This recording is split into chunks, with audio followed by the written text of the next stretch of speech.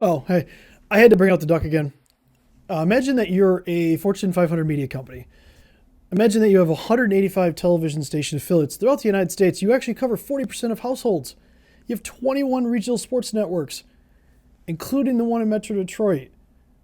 And for the second time in 2021, you had a major security incident. Except this time, it actually affected your ability to actually broadcast the news in multiple locations. So let's talk about Sinclair Broadcast Group.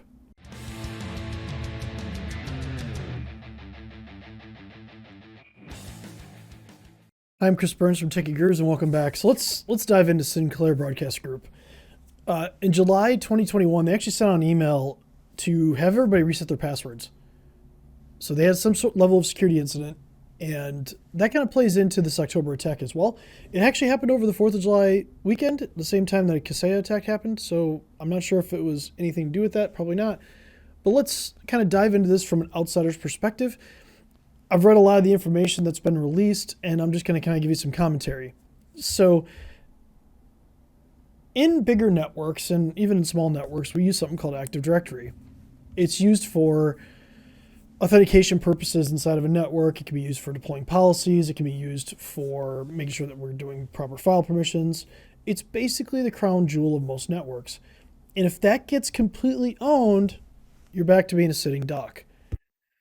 That's what it looks like happened here. It looks like Active Directory was compromised, and it affected all of Sinclair Broadcast Group.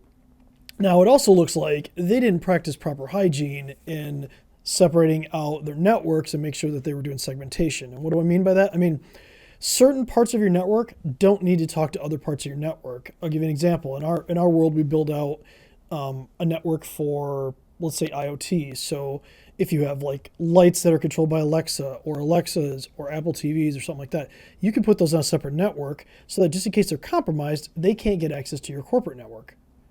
Now, that's the right way to do it, but a lot of companies don't do that, especially small companies, but even major companies don't do that. And that's one of the ways that you go back to Colonial Pipeline. They had the same problem. They didn't have network segmentation. It's one of the key things that we should be doing when designing a network, or in our case, improving one. So with that, they got ransomware everywhere.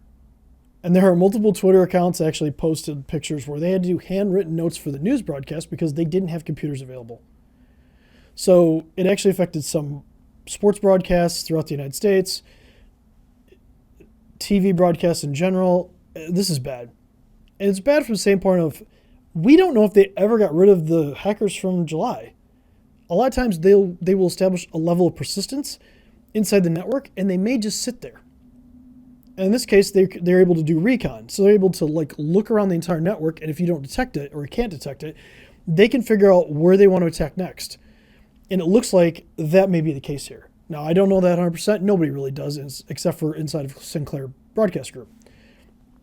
But if that's the case, that means somebody lurked in their network for more than 3 months before they attacked again.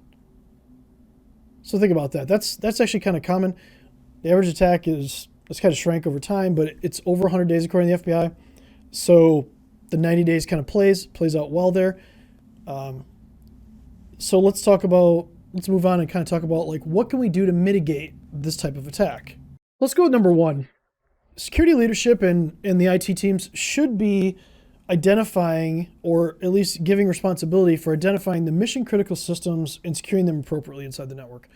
Now, if the companies lack that type of knowledge, then they need to go out and get a third party that can be hired to assess their current security posture, where they have vulnerabilities, and where they can remediate those deficiencies. Now, number two, you want to make sure that you're backing up everything. Look, a lot of people use backup as a way of saying, oh, I have backup, whatever, nothing bad's going to happen. Well, the thing is, a lot of times now, the data is actually stolen. So they exfiltrate the data, and especially if it's critical to your business, could be trade secrets, could be patents, could be whatever, could be some critical information you don't want the public knowing. And then they're going to hold you, they're going to basically extort you for that information as well. So even if you have a backup and you can restore from ransomware, that doesn't mean the data is not stolen. It doesn't mean the data is not accessible and going to be leaked. So you need backups, yes, but understand that backups aren't the end-all be-all of stopping this type of attack. Now, number three you got to patch. You have to patch everything. And you then have to be able to test against those patches and make sure that they're being applied appropriately. Now, we don't know what happened with Sinclair, but like we're assuming that there was some sort of vulnerability there that was used for them to get breached. So let's go with that. Now, let's move on to number 4, and that's you need to test your incident response plan. So they clearly didn't understand the gaps that they had in their plan, and I'm not sure what level of plan they have. They're a big company. They should have a plan. They should be identifying gaps, and they should be running through tabletop exercises to see where they have deficiencies and where they can patch those, where they can put in mitigation techniques for that. Now, they clearly didn't have a great incident response plan, something they got to work on. But let's go on to number 5. You got to check your security team's work. So even if you have a third party that's doing pen testing or vulnerability assessments, it's a good idea to maybe have another one check it out as well. Now, I know in small business that's tough because that is a cost factor, but when you're a Fortune 500 company, having 2 companies actually look at the same setup is actually not that bad and probably recommended, especially considering how much revenue they generate per hour, and the downtime probably costs them significantly more than it would have ever cost them to actually use 2 different companies. Let's go to number 6. You need to segment your network. Now, there's been a recent shift in the way that ransomware is deployed and used. It's from stealing data, like I said, to disrupting business operations.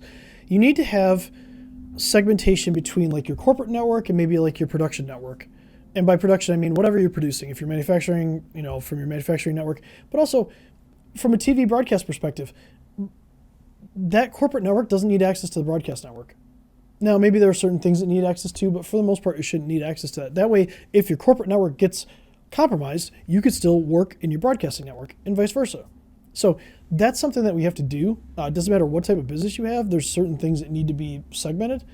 Like I said, I'll go back to like some of the IoT or printers or whatever. That stuff needs to be segmented because it can be compromised and it can affect you in a negative light. Finally, we just have to regularly test all of our contingency plans. Test everything constantly. Like I said, I go back to where I said they should have 2 companies testing. They really should. They should pit 2 companies against each other and let them see what vulnerabilities and what kind of weaknesses they have in their systems, and then they have to fill those gaps. And that's going to be part of their incident response plan. So unfortunately, this affected people from being able to watch TV, the news, and things like that. It negatively affected their stock price. I think it dropped 3%. But this is the stuff that happens. This is continuously happening to companies.